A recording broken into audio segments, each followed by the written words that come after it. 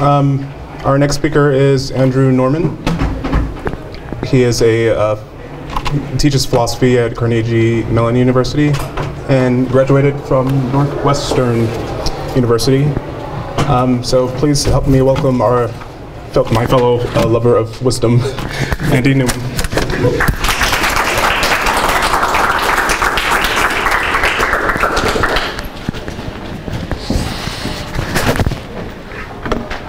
Picking up okay? Thank you all for coming. Wanted to ask for a little help at the outset. How many of you self-identify as secular? Let's see. No surprise there, I guess. How about as atheist? Okay. And how about humanist? Okay. Now, why? Why do you choose these labels? Tribalism. Tribalism? I see, atheist in particular, as a costly social signal for people to give that they are serious about their commitment to reason. Oh, fantastic, nice. So, so because it's important to stand for reason, I take it that's a reason why it's important to identify in these ways. Yeah. Okay, gotcha, very good. So how many of you, what would you say is the sort of the defining feature? So commitment to reason might be one of the defining features of these three names, but in the popular eye, in the public eye, what is the defining feature of secularism, humanism, atheism? Lack of... Oh, you mean the public eye? The public eye, godlessness, right? Conventionalism. Yeah. Amoral.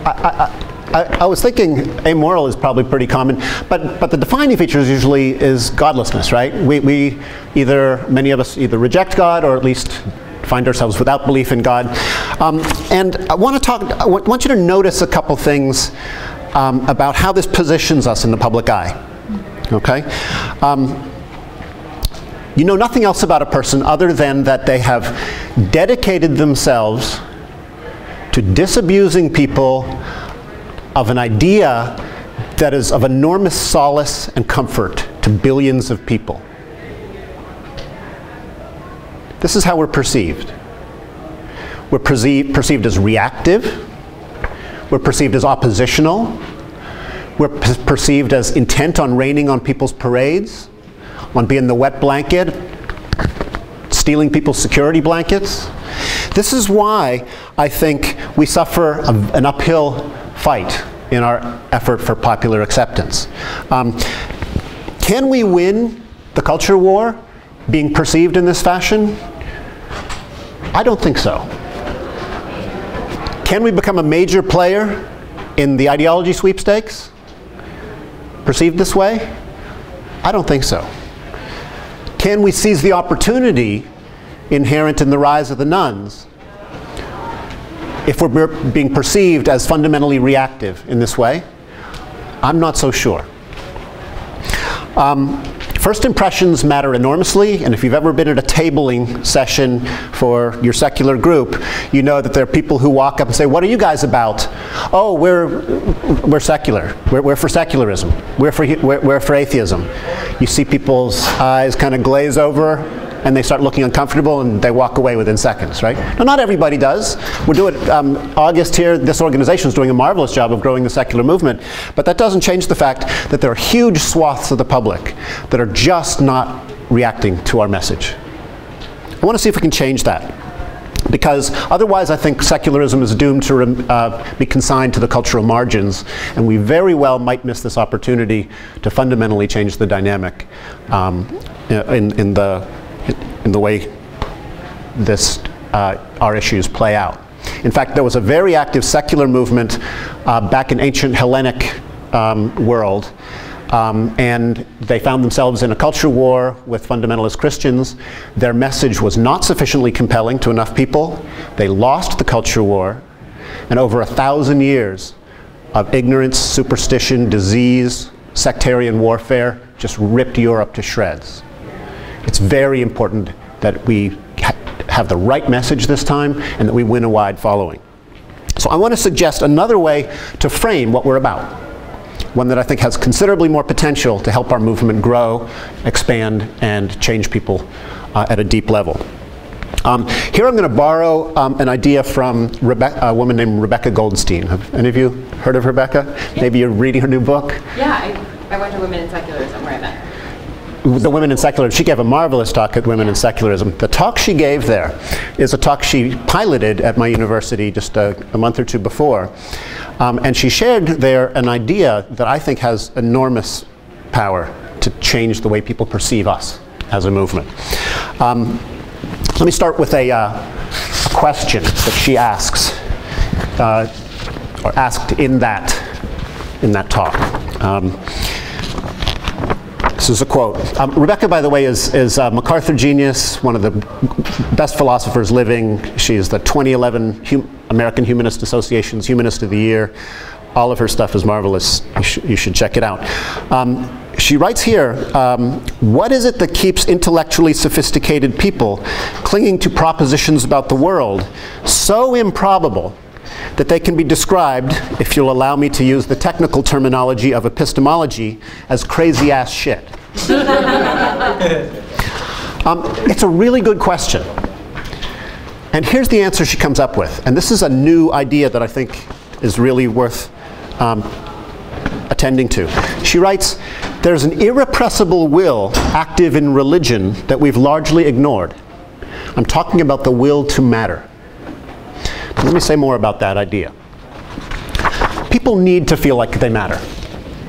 I would venture to say this is one of our most primal and deepest needs.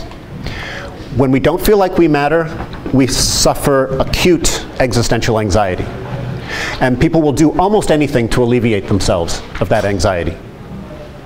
They will hurl themselves on a grenade. They'll carry a semi-automatic into an elementary school and shoot 20 kids. They'll fly airplanes into buildings. In fact, and it's not just extreme acts like that. There are ordinary, everyday acts of sacrifice that people make day in and day out because they want to matter. It's one of the most important drivers of human behavior, and we need to understand it if we want to understand the human animal.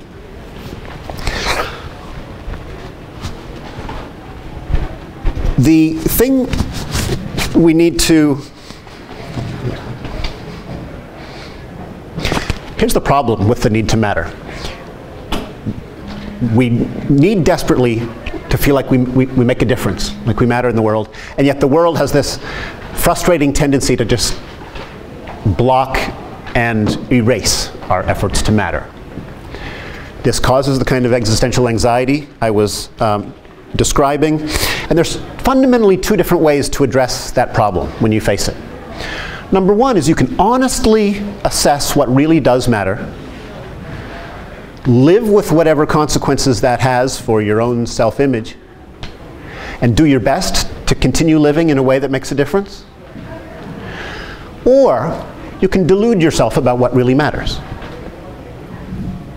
You can pretend that some things that don't matter do, or pretend that some things that don't matter, that do matter don't.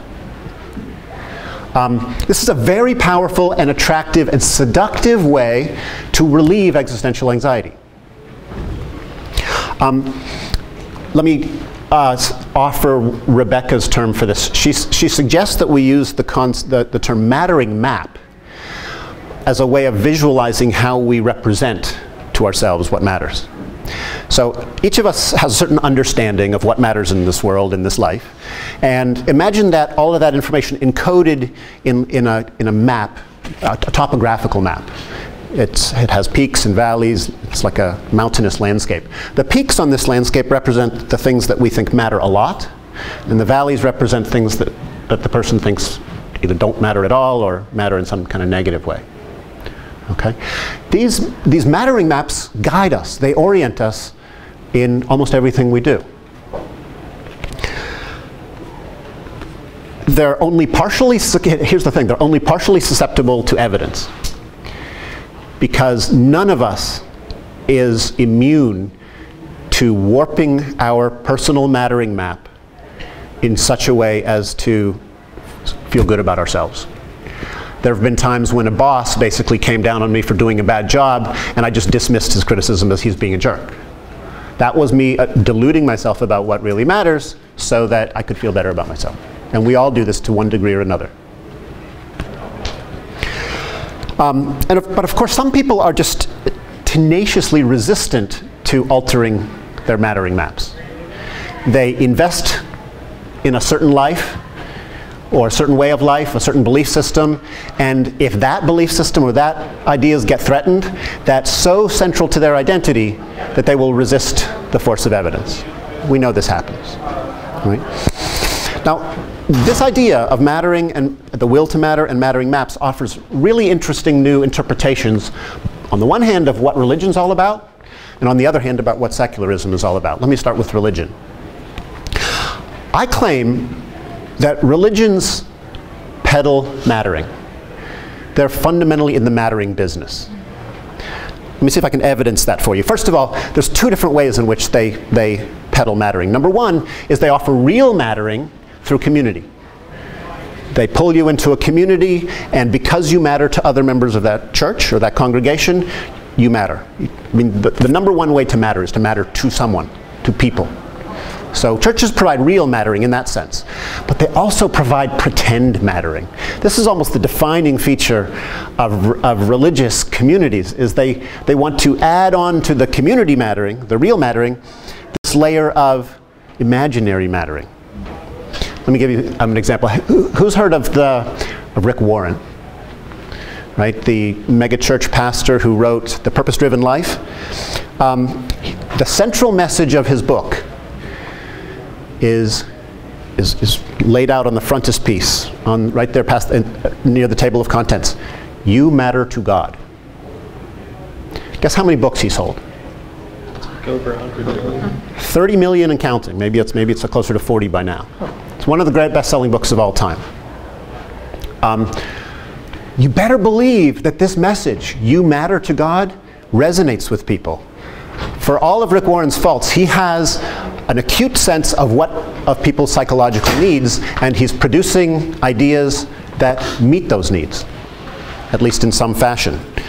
And if you look back at religious ideologies generally, you find evidence that they're in the mattering business all over the place. Think about the idea that God loves you. Well, if God loves me, then I matter. Think about the fact, or the idea that you are God's chosen people. Well, if we are God's chosen people, then we matter. Right? Think about the fact that God sacrificed His only begotten Son for you.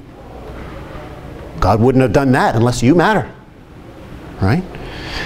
You, by joining this church and spreading the word, can become an instrument of divine providence. What a great way to give your life meaning and purpose, right? You were created in God's image. In fact, all of creation was created for your use. Surely, if that's true, you matter. You can look at religious ideation generally and see evidence that it functions fundamentally to meet people's need to feel like they matter, and the evidence is everywhere. But while religion satisfies a real need, it also comes, the way they go about it comes at a cost. If you buy into a false or distorted mattering map in order to feel like you matter, that map can disorient you morally. I mean, it's like trying to navigate Yosemite with a New York City subway map, right? If you've bought into a bunch of ideas that tell you women ought to be obedient, or that homosexuality is an abomination, there are example after example after example of the way in which distorted mattering maps actually fundamentally mess up people's priorities in such a way to put them on the wrong side of moral issues. There's a reason why religious conservatives have fought women's emancipation tooth and nail. There's a reason why religious conservatives have fought the abolition of slavery and fought the civil rights movement. I believe that indulging in self-deluding mattering maps, while it may relieve you of some existential anxiety, ends up harming humanity's prospects because it disorients us morally. Now, we can also view secularism and secular humanism more particularly through this lens, and it comes into a fascinating new light.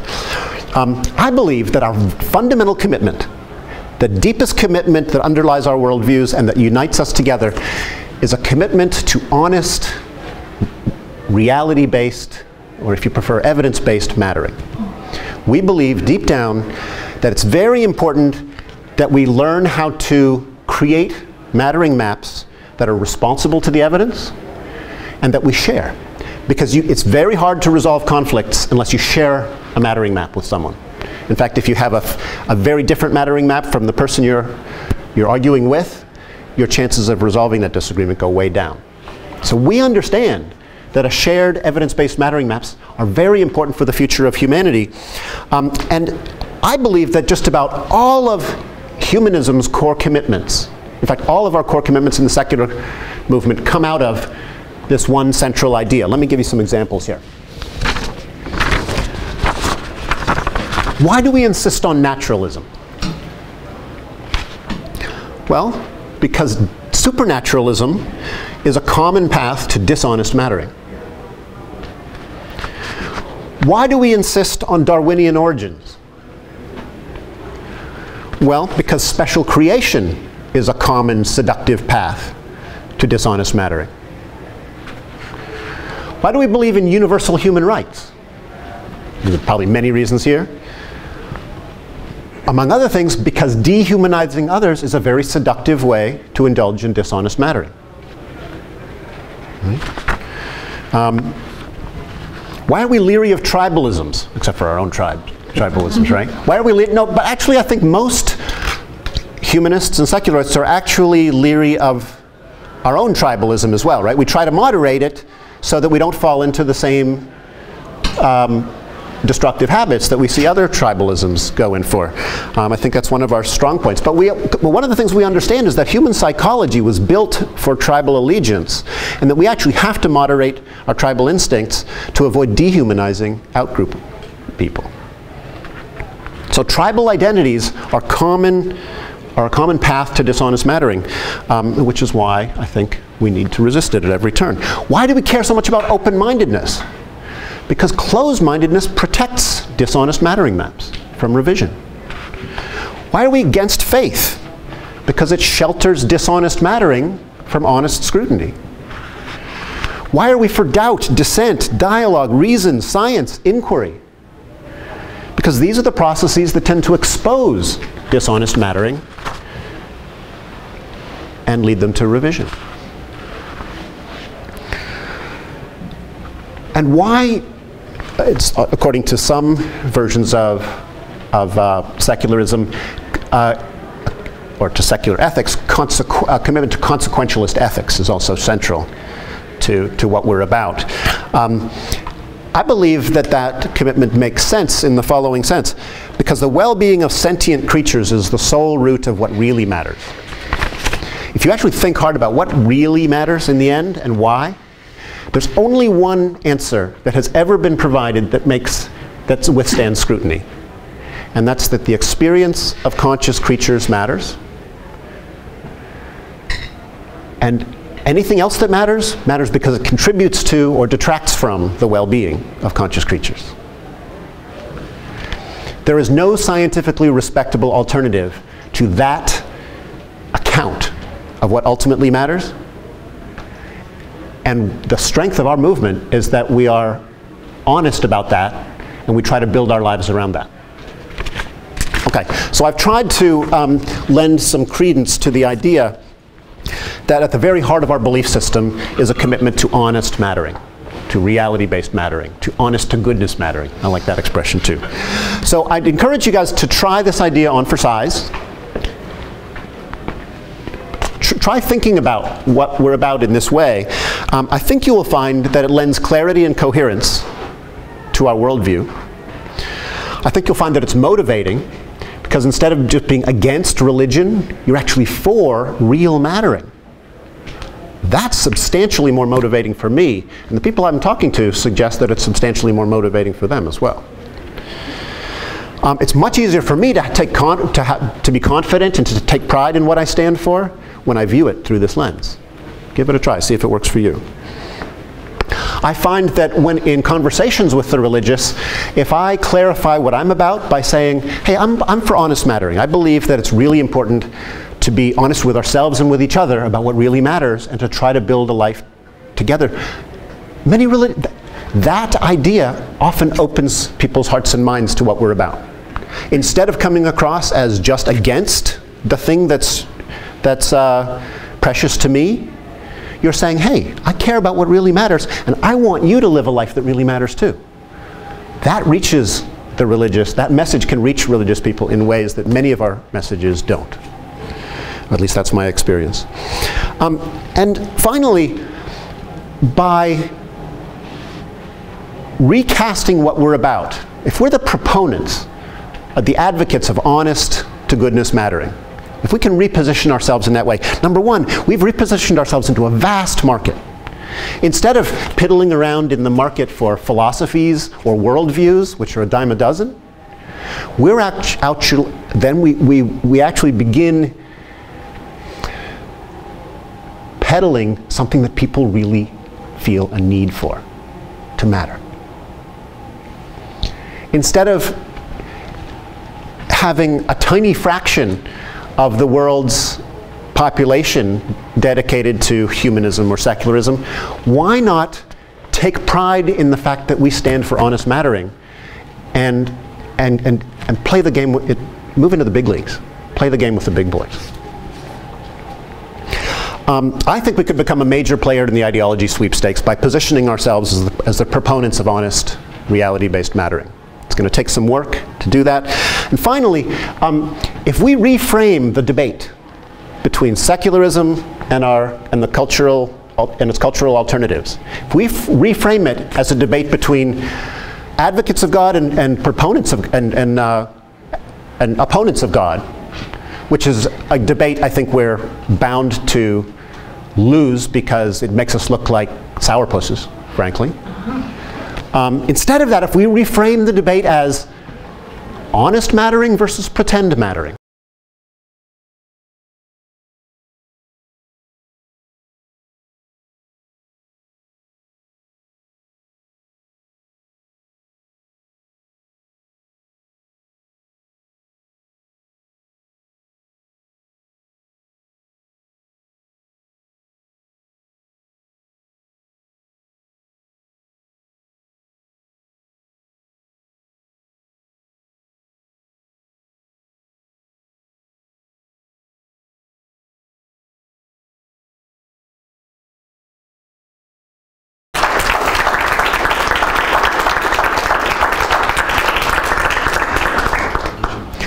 How are we doing for time? They haven't called time yet on the headset. It's 1:53. You can take some questions if you want. Beautiful. Happy to take questions. Yes, sir. I guess just sort of I'm trying to approach this from an objective standpoint about human mattering. Good. And it seems to me that I'm trying to approach it from a fully scientific angle and say, we can say this is an objectively good reason for mattering. This is how we evaluate, real versus pretend mattering. Good. It seems to me that ultimately that it is based on something subjective, which is my personal definition of well-being. You try and moderate your definition of well-being such that it can apply to almost anyone, but it does seem that there's a subjective component involved there, and I'm wondering how the two square up, how you can apply an objective selection to something with fundamentally subjective underpinnings. So this is a marvelous question. And I do actually think that something like an objective science of well-being is in the offing. If you've read Sam Harris's Moral Landscape book, he makes the case that well-being is every bit as objective a concept as the notion of health. So we build the science of medicine around the notion of health, even though people disagree about this very complex, multifaceted notion of health. The same is true for well-being. It's complex, multifaceted. Some people can prioritize certain aspects of well-being over others, in which case it starts to look inherently subjective in some ways. But he points out, I think rightly, that there's also a strongly objective component of the notion of well-being. And insofar as that's true, we can look forward to the day in which there's something like an objective science of well-being or a science of mattering.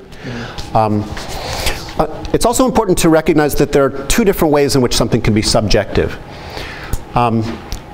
Sometimes by subjective we mean, oh, it's just whatever you feel like. So sometimes subjective is used to mean couldn't possibly be valid for everybody because everybody's free to believe whatever they want about that. There's no reason why we should think that a science of well-being or a science of mattering should be infected with that kind of subjectivity. But it's certainly true that when we're talking about the experience of creatures, we're talking about subjectivity. Subjectivity enters in at the ground floor of all mattering, of all morality, of all ethics. And so there's an ineliminable element of subjectivity in one of its senses. I hope that at least pushes you down the path towards a satisfactory answer on this. I think a fully adequate... It's not exactly a 7-minute question. It's not exactly a 7-minute question. Rereading Sam Harris's Moral Landscape with this question in mind, I think will go a long way towards... I have read it, and I'm still sort of chewing on it, but thanks for your contribution. Thank you. Yes? You talked about how the religion encounters community as real mattering. Do you think maybe even after the communities were formed is when they came up with this, you talked about an imaginary layer of mattering, and maybe trying to come up with an excuse to bring everyone together? Great question. So cultural anthropologists and sort of people who study religion and its role in human ideation over the long term are now suspect that human beings evolved, for the most part, in sort of small tribal contexts. And at some point, the agricultural revolution happened, and you needed to find a way to create some social cement for much bigger, more impersonal collectives. And it looks as though the ideas about a God who was watching us all and who would punish or reward based on what he sees played an important role in solidifying those civilizations. So, group matter, small group mattering probably came first, and the pretend ideological mattering was probably layered on top of that. That's just the sketch of an answer. You mentioned when you first brought up your mattering maps, how people don't want to alter their maps from the pretend to honest, and there's like a concept in economics of like your sunk cost and your opportunity cost. Yes. So when you have invested so much time and resources and etc. in the church, how would you go about trying to encourage people to kind of jump over that and come and to make a more honest mattering map without kind of attacking them, making them feel that's exactly right. Very, very acute observation. When you've invested a significant part of your life or your time or your relationships in a certain religious ideology, it becomes harder and harder to contemplate the possibility that you were wrong about it. It's a sunk cost thing. We hate to admit to ourselves that we might have wasted all of that time and energy. So there's I don't have any easy answers on that. Obviously, I guess I would say this. The only way to pull somebody out of that is to win their trust first. If you just attack them, they're gonna their defensive reflexes are gonna come down, and they will resist further changing. If you can gradually build the relationship, win their trust, start to gently get them to start to reflect about what really matters, then the possibility for change is there.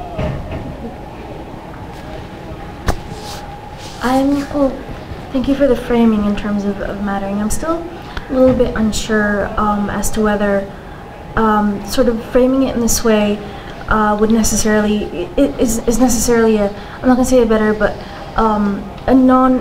a way that just doesn't overlap with the sort of reactionary or oppositional, because the way it's still, pretend mattering versus honest mattering. It's still honest mattering because, this sort of mattering is deceptive, is harmful, and so on. Dishonest. In these ways. And dishonest. And I feel like the reactionariness and the opposition is something that matters, in a hugely important way. Not just because, oh, these are some horrible things that result from all of this dishonest mattering, but also because it helps people feel like they're people who are on the other side. It's not just about convincing the big guns or religious people to come to sort of listen to us. Yeah. It's also about people who feel marginalized and who feel that they're like in a position where they're not basically being given something that says that they matter in terms of religion, and they want that sort of, even if it's strident, even if it's outspoken, they want that sort of opposition because they feel it's invigorating and vindicating and validating, and that's why people move towards secular movements. It's not just about how we talk to the other side, it's about how we validate people on our side. Yeah. And so I feel like